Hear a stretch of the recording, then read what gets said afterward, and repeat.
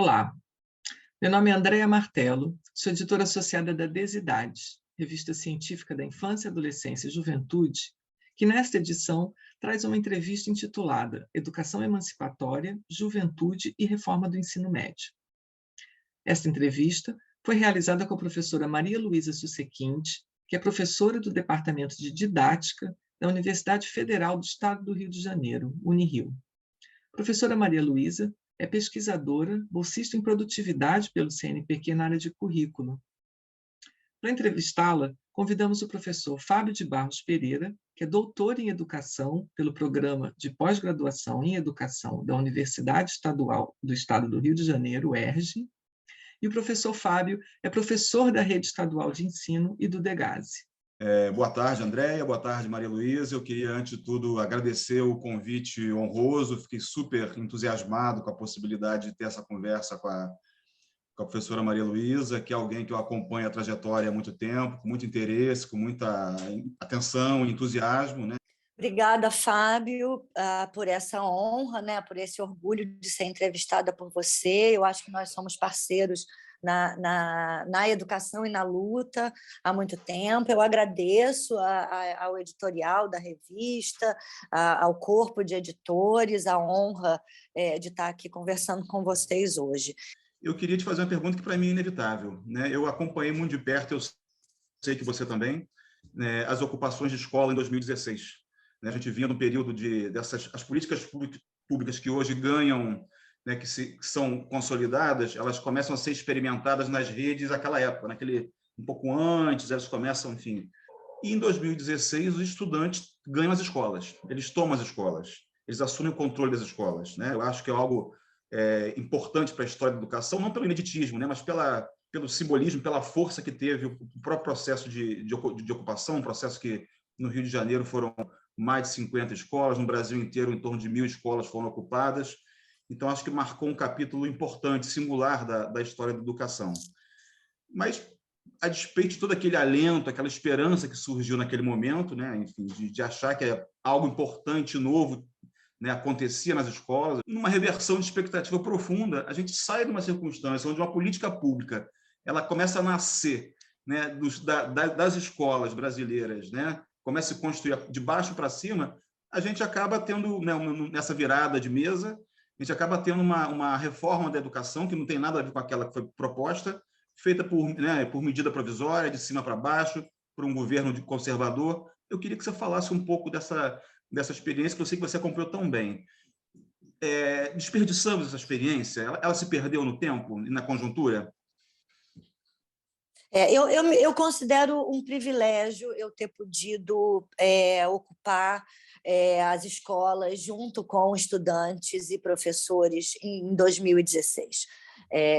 Eu vivi isso muito de perto aqui no Rio de Janeiro, fui conversar com estudantes em diversas escolas, como eu vivi muito de perto as reações a isso, né, dentro do MEC, dentro do Conselho Nacional de Educação, né, e como os espaços de democracia foram se fechando progressivamente.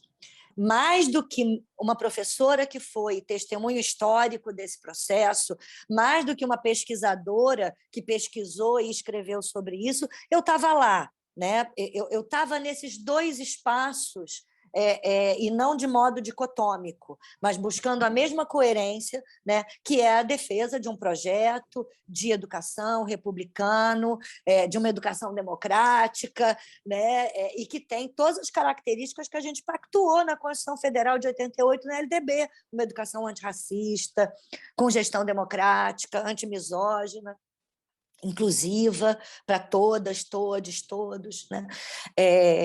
E a experiência dos estudantes da ocupação resgatou isso, né? Trouxe aquilo que eu gosto muito de citar o William Painer, quando ele diz que trouxe o que é o público da educação pública, que é esse o sentido da educação pública, né? É que a escola seja nossa. E os estudantes viveram essa experiência, né? Registraram essa experiência de muitas formas. Tem filmes, tem vídeos, tem artigos, tem dissertações, tem teses, tem TCCs, né? Então, eu acho que para quem quer estudar, isso está lá. Por outro lado, né, eu tenho que dizer isso, né, a gente desperdiça essa experiência como muitas outras, porque nossas políticas públicas e nossas políticas de conhecimento, né, hegemonicamente se constroem sobre um pensamento abissal, que é um pensamento monocultor e que, portanto, desperdiça experiências cotidianamente. Ele é um pensamento que joga para o abismo tudo aquilo que é diferente, tudo aquilo que é diversidade, tudo aquilo que é a produção do inusitado, né, do novo, né, num esforço do abismo, de territorializar essas fronteiras, né, e nesse esforço monocultor de considerar conhecimento válido só aquilo que é produzido nos locais do conhecimento válido, pelos profissionais autorizados do conhecimento válido, e nesse jogo, Fábio, o conhecimento produzido pelos estudantes está na ponta mais distante desse deslocamento abissal, né? Porque se a gente fala que o que é produzido pelos professores, pelas professoras, pelos professores nos cotidianos escolares, para além dos currículos oficiais, já é correntemente, corriqueiramente desperdiçado, imagina o que é produzido pelos estudantes, né? Então, é disso que a gente está falando. A gente está falando, quando eu respondo essa pergunta, né, eu gosto de chamar a atenção para isso. A gente não só está falando de um movimento que foi engolido por um tsunami conservador, e, inclusive, né, alimentou esse tsunami, como alimentou esse tsunami o movimento antirracista, os movimentos feministas, né, todas as fronteiras que nós fomos ocupando, que nós fomos distendendo, né, desse Brasil escravocrata, colonial, patriarcal, racista, né, tudo que desde eu me lembro muito claramente, desde os anos 80, né, mas tudo aquilo que historicamente a gente vem empurrando essas fronteiras, né, isso abriu um vácuo. Nesse vácuo se acumulou uma quantidade imensa, né, de uma água de ódio, de ressentimento, né, que volta na cara da gente em 2016. Né? E que justamente, assim, a meu ver, os estudantes, o movimento da ocupação dos estudantes é limítrofe nesse momento, tanto que a primeira preocupação do governo golpista Temer é fazer a base nacional do ensino médio. É o grande investimento imediato do governo Temer. Por quê? Porque era preciso desfazer essa escola que permitiu que os estudantes fizessem isso. Porque era preciso desfinanciar as universidades que permitiram que os professores se formassem, aceitando que os estudantes fizessem isso. Perfeito. Vou fazer um gancho no que você traz. E uma coisa que me saltava os olhos, assim, que me chamava a atenção especialmente, e eu conhecia bastante os alunos, era que na ocupação, na escola ocupada, mulheres, negros, né, e LGBTQI+, tinham outro lugar na escola. Perfil que, em geral, a escola mais tradicional, corrente, regular, não facilita a vida. Essas pessoas, em geral, ficam escondidas, né, pelo autoritarismo, pelo binarismo da escola regular. Como é que você vê isso? Como é que você vê esse desabrochar, né, esse empoderamento desses grupos nesse contexto? Foi muito bonito, né, Fábio? A gente que estava lá e que ia conversar com os estudantes, a gente ouvia eles dizendo: agora é a nossa vez, agora a escola é nossa, agora a gente vai estudar o que a gente quer. Não era agora a gente não vai estudar, era agora a gente vai estudar o que a gente quer. Eu fico até emocionada, olha, já brota uma lágrima aqui nos olhos, porque realmente, assim, eu que vim do chão da escola, né, que vim de uma escola que separava a turma dos piores, dos repetentes, né, poder viver isso foi de uma riqueza fantástica. Algumas coisas muito significativas que a gente viveu nesse momento eram os portões fechados com os estudantes verificando a identidade de quem entrava, né? E isso incomodou a muitos gestores e a muitos professores que, de fato, os estudantes tomassem posse daquele território que a gente sempre disse que era deles, né? Eu achava muito bacana, mas a gente entende que, inclusive, parte desse grupo de professores e da própria comunidade escolar tenha se sentido muito vulnerabilizado por essa relação que foi, digamos assim, virada de ponta cabeça, e eu acho que essa é uma imagem muito interessante, porque o estudante sempre foi verificado, a identidade deles sempre foi verificada ao entrar na... Eles são uniformizados, eles são verificados, eles são checados, as carteirinhas deles são checadas, as assinaturas são checadas, muitas vezes os uniformes, os cabelos, e não é à toa que o golpe, a reforma do ensino médio, a militarização das escolas vem controlar tudo isso. É esse o movimento que incomoda, né? São estudantes que supostamente são meninos usando saia, são estudantes negras e negros com os seus cabelos black e trançados e soltos, e isso que chocou e incomodou muito a sociedade brasileira e carioca, sobretudo, diante das ocupações, e justificou violências, para mim, inesquecíveis, de escolas invadidas por movimentos conservadores, a pedras, com cachorros. Foram situações, assim, o final das ocupações foi de uma violência epistemicida. Então, quando você diz essas ocupações foram apagadas, inclusive propositalmente. As marcas dessas ocupações foram propositalmente retiradas das arquiteturas das escolas, das paredes das escolas, dos currículos das escolas, né? Eu queria te perguntar sobre a escola. Né? Esses meninos, no caso dele, o exemplo deles é super importante no que diz respeito à democracia. Né? Eles criaram uma estrutura de participação, de horizontalidade, de reinvenção da democracia no espaço escolar de uma maneira brilhante. Né?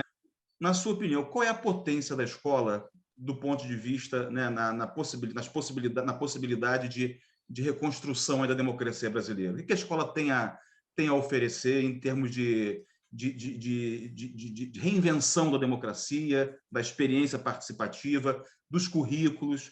Como é que você vê a juventude, os professores, a comunidade, a autonomia da escola nesse cenário de padronização, né, de retirada de autonomia da escola? A gente tem uma larga experiência, né, de como essa gestão de fato democrática, que é o que está previsto na LDB, com a participação das comunidades escolares, né, com atenção aos direitos humanos, em diálogo com os movimentos sociais, né, que essa prática, quanto mais cotidiana e quanto mais no chão da escola ela acontece, né, melhores são os resultados para toda a comunidade. Essa experiência que esses estudantes viveram, que é muito rica, né, ela certamente teria um impacto muito forte nas suas vidas e nas vidas das universidades, quando esses estudantes ingressassem nas universidades. Mas eu não posso responder a essas perguntas sem marcar que esses estudantes de ensino médio que ocuparam as suas escolas, eles foram atacados pelos Enems mais excludentes desde que o Enem foi criado. Eles foram submetidos a uma política de ingresso no ensino superior na direção contrária a tudo que se vinha praticando anteriormente. E a gente sabe que o número de candidatos, o número de vagas, tanto do ensino superior quanto da pós-graduação, isso caiu vertiginosamente desde 2015. Acho que as experiências que a gente tem de democracias intensificadas, elas são experiências de construção, de conhecimentos endógenos, de conhecimentos emancipatórios, em qualquer nível, em qualquer espaço, seja da Universidade Popular dos Movimentos Sociais, né, a experiência educativa dentro do MST, né, as as experiências que a gente tem nas escolas democráticas, porque as ocupações foram um exemplo, mas a gente conhece muitas escolas das redes públicas que praticam, né, um planejamento participativo, assembleias de gestão. Então, assim, é preciso investir nisso, Fábio. Muito mais do que numa unificação curricular. A gente sabe que a experiência democrática ela gera democracia. Eu queria fazer um gancho. Você mencionou o Movimento Sem Terra e mencionou a Universidade Popular dos Movimentos Sociais. Eu queria fazer um gancho. Você ocupa hoje um cargo de liderança, né, no Fórum Nacional de Educação Popular e também na Universidade Popular dos Movimentos Sociais, que são experiências que aproximam a universidade da sociedade civil organizada, dos movimentos sociais mais combativos. Eu queria que você falasse um pouco das premissas, né, das ideias que te levam a essa tomada de posição. Já dentro da ANPED, que é a Associação Nacional de Pós-Graduação e Pesquisa em Educação, né, onde nós nos organizamos em grupos de trabalho, desde 2013 é contra essa política, né, e quando há um acirramento das discussões, justamente ali em 2015, 2016, vai acontecer no início de 2017, né, a alteração do regulamento de funcionamento do Fórum Nacional de Educação. E a ANPED é uma das entidades expulsas desse fórum, que era uma gestão compartilhada governo, sociedade civil organizada, das políticas de educação, que realizavam as CONAs, as Conferências Nacionais de Educação. É nesse contexto que a ANPED, junto com algumas outras entidades, CNTE, PROIFES, CUT, dão esse passo de dizer, não, olha só, a educação brasileira não vai ficar sem monitoramento da sociedade civil. Nós vamos constituir um Fórum Nacional de Educação paralelo, um Fórum Nacional Popular de Educação. O Fórum Nacional Popular de Educação hoje congrega mais de 40 entidades, né, da educação e de direitos civis e trabalhistas na defesa da educação pública, da creche ao ensino superior e à pós-graduação, né? Inclusive, por conta dessa atuação, né, dentro da ANPED, eu acabei assumindo a coordenação também da cooperação técnica, né? A diretoria da ANPED faz um convênio com a Universidade Popular dos Movimentos Sociais, que é uma universidade diferente. Ela é uma universidade que não tem campus, não tem corpo docente, não tem corpo discente, não tem certificação, né? E ela se forma espontaneamente, de modo autogerido e autofinanciado. A gente senta, conversa, se reúne, né, pratica aquilo que o Boaventura chama de um interconhecimento. Nessa confluência, né, que se provocam pactos que são políticos, né, que é a ideia de que o conhecimento é uma conversa complicada, porque é feita entre pessoas, porque traz outras pessoas para essa conversa, porque evoca diferentes formas de conhecer, né? E que, por isso mesmo, né, os conhecimentos conversados, eles não pactuam nunca consenso. Eles só pactuam dissenso. Mas é possível fazer pactos políticos, né? Porque a ideia é que a conversa só provoca a diferença. Então, a UPMS ela não sai com as pessoas pensando as mesmas coisas sobre as coisas. Ela sai com as pessoas reforçando as suas diferenças, mas tendo ali direções, caminhos, escolhas, encaminhamentos que são acordos. Eu queria que você nos ajudasse a entender um pouco melhor, né, essa convergência aí de interesses aí desse campo, né, que é o campo hegemônico hoje na formulação de políticas públicas, né, que é o que a gente costuma chamar de reformadores empresariais da educação. Eu queria que você nos ajudasse a decifrar um pouco esse cenário, né, estabelecendo as convergências entre o bolsonarismo e esse campo. É interessante isso, porque a gente foi aprendendo que o bolsonarismo existia no Brasil muito antes do Bolsonaro. Né? O fenômeno bolsonarista ele é muito anterior, né, a própria ideia do Bolsonaro se candidatar à presidência da República.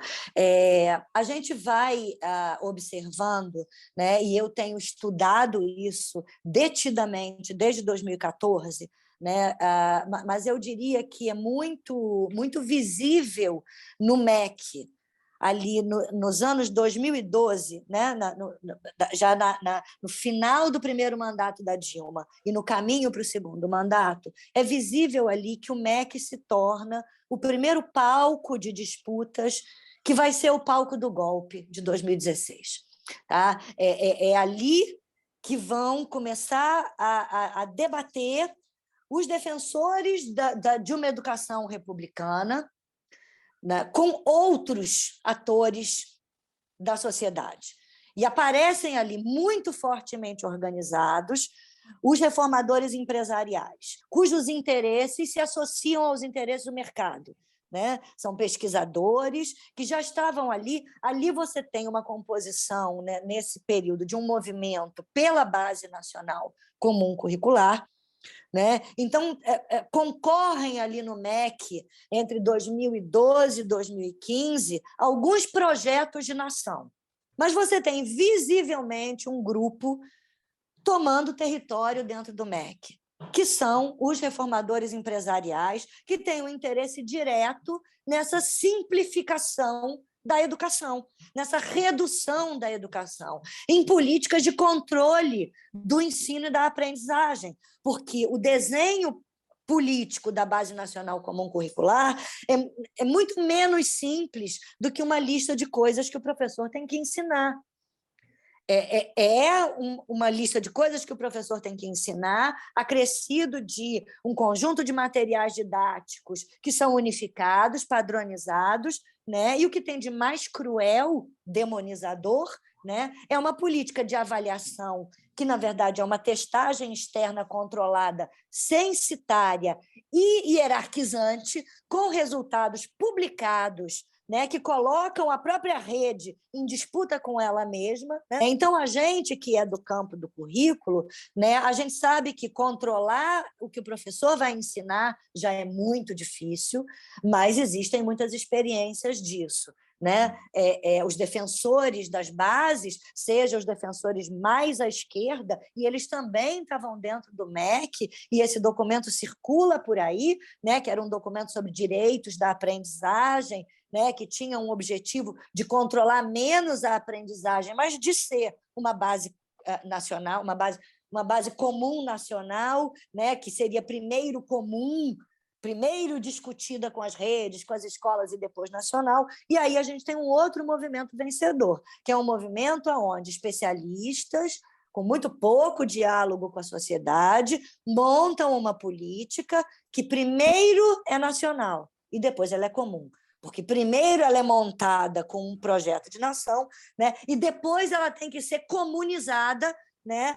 Homogeneizando, padronizando o que acontece na escola, o que a gente sabe que é impossível, ou seja, ela se retroalimenta, os maus resultados acontecerão, né? E aí você vai pagar de novo esses especialistas para revisarem a base, para treinarem os professores, outros maus resultados acontecerão, e aí você vai pagar de novo para treinar em outra coisa. Então, a lógica é essa. Que nada disso aconteceria com a força que acontece se esse setor empresarial não tivesse se aliado, como os políticos se aliaram, né, aquilo que a gente chama dos setores conservadores, né, que é a bancada do boi, da bala, da Bíblia, né, que são os bispos que foram ocupar, os pastores e bispos que foram ocupar o MEC. Então, a aliança com os setores conservadores, né? E por isso mesmo a vitória do homeschooling, né? A entrada das escolas militarizadas como um projeto, né? Você imagina, você vai empobrecer a escola pública, hibridizar a escola pública, criar uma elite da escola pública disciplinar e militarizada, né? E jogar no ensino médio, que é para destruir as juventudes. Por mais que isso, eu quero chamar a atenção disso também, por mais que essas políticas sejam de controle, isso não significa que elas funcionem. Então, a resistência, as muitas formas de resistência, de burla, né, de desobediência silenciosa, elas se colocam, né? Por isso que eu digo assim, para mim, o protagonismo juvenil, ele não se esvazia. Ele foi obrigado a sair da escola, ele foi obrigado a sair das ruas, que ele também ocupou, né? Mas ele está em outros lugares, ele está, inclusive, nos movimentos, por exemplo, né? de greve da Uber, de greve dos motoboys, porque esses jovens foram empurrados para uma situação de expulsão da escola, de expulsão da universidade e de trabalho uberizado, precário, né? Com essa junção do golpe, da eleição do governo Jair Bolsonaro e da pandemia, que foi, eu vou usar essa palavra para chocar mesmo, foi uma oportunidade para o governo Bolsonaro investir mais profundamente no desfinanciamento da educação pública, da creche à pós-graduação, né, entregando dinheiro, a gente agora sabe, inclusive, para a igreja, né, e, então, interferindo diretamente num projeto de educação pública que nunca foi perfeito, que nunca foi inteiramente democrático, mas que vinha construindo importantes caminhos de chegada da classe trabalhadora, da população cuja entrada na universidade tinha sido historicamente negada. Quero marcar uma coisa sobre a Base Nacional do Ensino Médio, que é o seguinte: no texto dessa reforma tem um gatilho que é perigosíssimo e que a gente agora, que já está num período em que os estados estão tentando implantar, que os conselhos estaduais de educação estão discutindo, né, para além da discussão dos sindicatos, que foi logo imediata, tem um gatilho ali que é muito importante de ser chamado a atenção, que é toda a legislação brasileira entende que você tem que responder às demandas locais, para além de qual é a infraestrutura que você tenha no local. Ou seja, é uma lei que provoca justiça social, tá? Que tem que agir em cima das desigualdades, inclusive regionais. Tá? A Base Nacional do Ensino Médio inverte isso, entendendo que o Estado pode atender não às demandas pelo ensino médio do Estado, mas à estrutura que o ensino médio possui. Ou seja, isso abre o espaço para os estados não conseguirem oferecer as trajetórias nem como Estado e muito menos para os municípios. Em estados grandes, por exemplo, como a Bahia, né, que a gente sabe que tem locais que ficam a 5 horas de uma segunda escola de ensino médio, a gente vai estar delegando a essa única escola de ensino médio, que atende várias cidades ali, e que é única a 5 horas de distância para todos aqueles jovens, que ela só tenha um itinerário formativo. Friamente, a gente abriu espaço para a escola das crianças ricas pararem de estudar português e geografia no primeiro ano do ensino médio, por conta da carga horária, e irem estudar na NASA e na ONU, e as escolas das crianças pobres entregarem essas crianças às fábricas e às empresas, as indústrias e empresas para fazerem a terminalidade do ensino médio. É dessa crueldade que a gente está falando. Então, aí faz sentido com o desfinanciamento das universidades, com os cortes da pós-graduação e da pesquisa, com a destruição do Enem. Uma pergunta que eu sei que é um tema que te interessa muito, e você tem produzido muito e pensado muito a respeito. Todo esse conjunto de ideias, né, do pensamento feminista negro, né, capitaneado por Lélia Gonzalez, mas não só, a Sueli Carneiro e outras próceres dessa linha de pensamento, passaram a ocupar um lugar diferente. Né? A força que eu percebo nos debates e nas discussões, nas leituras, né, dentro do Departamento de Ciências Sociais, é algo absolutamente, né, motivador.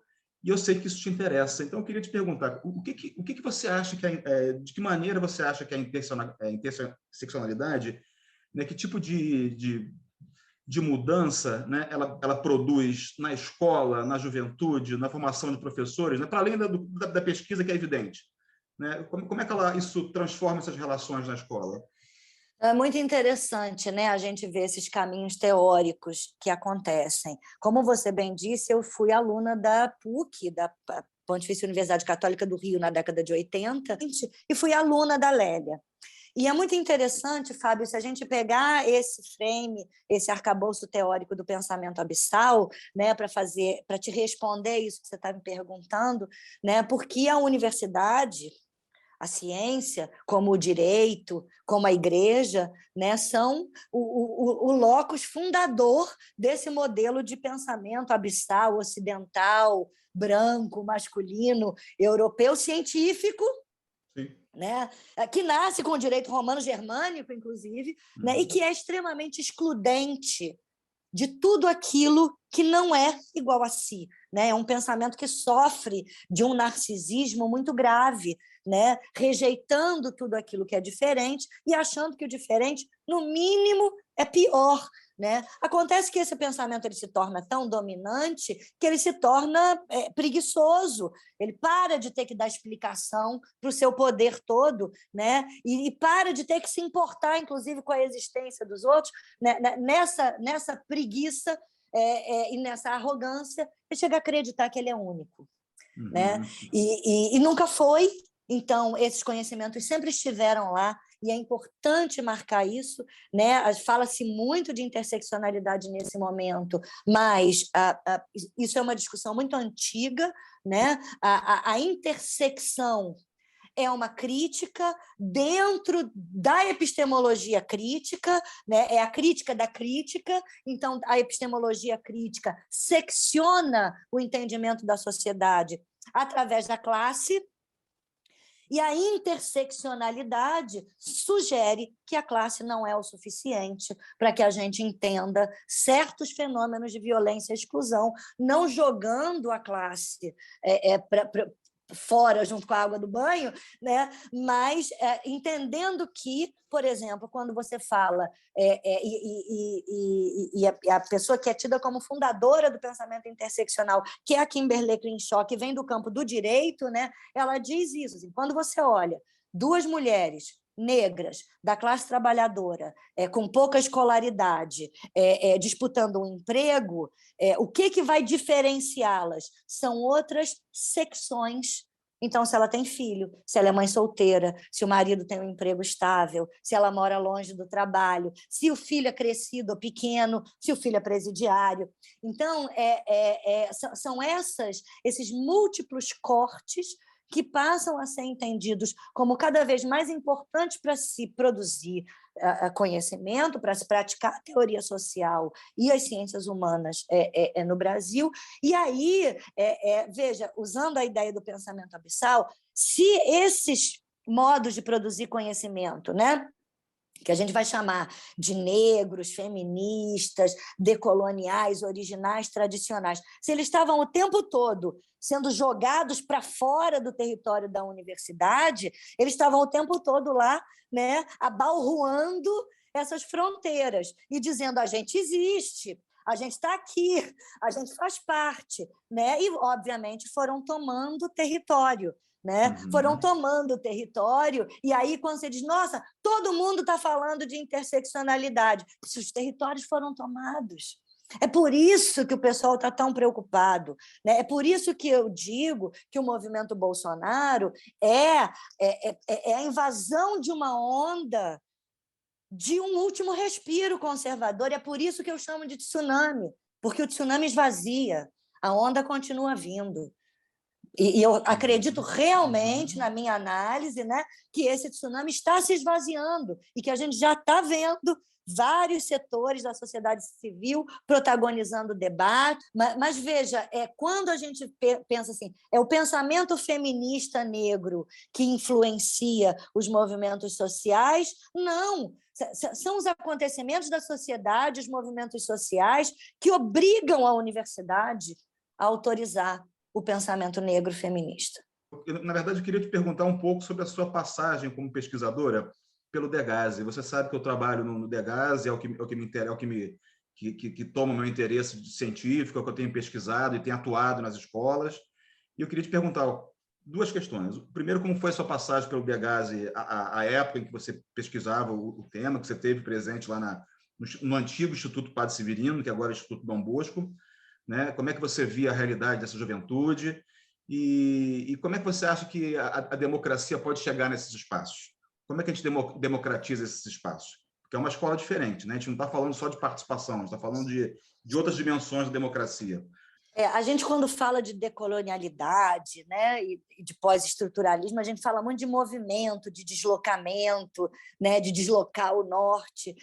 O Degasse me deslocou profundamente, não como pesquisadora só não, mas me deslocou muito mais como pessoa, Fábio, porque eu tinha um filho que estava entrando na pré-adolescência e ali eu aprendi que tem escolas que a mãe não pode virar as costas tranquila, né? E isso me doeu demais, né? Até porque eu cheguei lá muito jovem, muito fresca, pesquisadora, com uma equipe grande, e a gente era de uma das primeiras iniciativas do Programa Nacional de Direitos Humanos, né? Ainda do governo Fernando Henrique, que tinha uma grande reforma para acabar com as FUNABENs, como eram chamados na época, né? E o que a gente viu foi uma grande troca de nomes, porque o cacetete, escrito Direitos Humanos, continuava lá dentro, ter que fazer xixi dentro da garrafa PET continuava lá dentro, as violências, os estupros continuavam lá dentro, e agora, isso faz 20 anos, Fábio, agora, 20 anos depois, a gente continua ouvindo denúncias de situações muito similares. A essa época, eu chego a escrever um texto que se chama A Lei é Dura, mas é a Lei, né, para mostrar o quanto ali a voz da autoridade é uma voz totalmente personalizada, né, que tem dono e que acabam se formando territórios de interesse, de favorecimento, e como é difícil saber disso, Fábio. Para a democracia chegar ali, e eu quero responder essa pergunta, para começar a lei tem que chegar ali.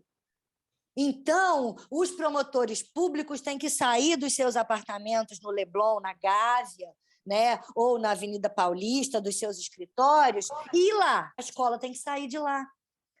Porque não tem nenhum lugar na Constituição brasileira que diga que as crianças têm que frequentar uma escola isolada, excluídos do resto da sociedade. Esses jovens não estão ali porque eles são um perigo para a sociedade. Eles estão ali para terem uma oportunidade de viver em sociedade como qualquer outra pessoa. O Estado devia cuidar desses jovens melhor do que as famílias deles. Não tem democracia se a sociedade não se importar com as pessoas. É essa coisa do deslocamento. É preciso empatia e solidariedade. Eu agradeço a oportunidade, agradeço a sua entrevista, que eu adorei a conversa, né? Enfim, os temas são que você pôde tratar e pôde aprofundar e dar o seu toque, né? Foram, enfim, acho que nos ajudam bastante. Fiquei muito honrada, mais uma vez agradecer à revista por essa oportunidade e dizer que, como toda conversa complicada, eu espero que isso que a gente falou aqui seja só o início de outras conversas aí que o pessoal vai ter sobre esses assuntos que realmente eu tenho muito interesse, mas, além disso, acho que são graves e urgentes. Obrigada.